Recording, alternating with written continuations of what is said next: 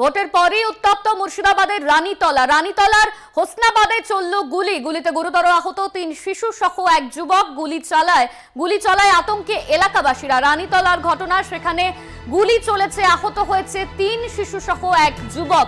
ভোটের পরেই উত্তপ্ত মুর্শিদাবাদের রানীতলার হোসনাবাদে চলল গুলি, আর এই গুলি চলার কারণে আতঙ্কিত এলাকাবাসী। এই গুলি চলার ঘটনায় আহত হয়েছে 3 শিশু, আহত হয়েছেন এক যুবক। গুলিতে গুরুতর আহত 3 শিশু সহ এক যুবক।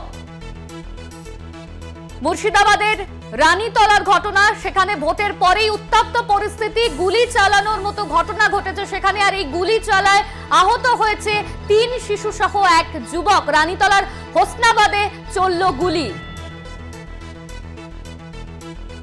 গুলিতে গুরুতর আহত 3 শিশু সহ এক যুবক।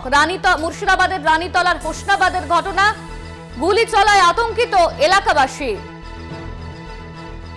ভোটের পরই উত্তপ্ত মুর্শিদাবাদের রানীতলা, সেখানে গুলি চলেছে। মুর্শিদাবাদের হোসনাবাদে গুলি চলল, আর এই গুলি চলায় আহত হয়েছে 3 শিশু সহ এক যুবক। গুলি চালায় আতঙ্কিত এলাকাবাসী। রানীতলার হোসনাবাদের ঘটনা। এই মুহূর্তে আমাদের সঙ্গে রয়েছেন আমাদের প্রতিনিধি তৌসিফ ইকবাল। তৌসিফ, যারা আহত হয়েছে এই গুলির আঘাতে, তারা এই মুহূর্তে এখন কেমন রয়েছে?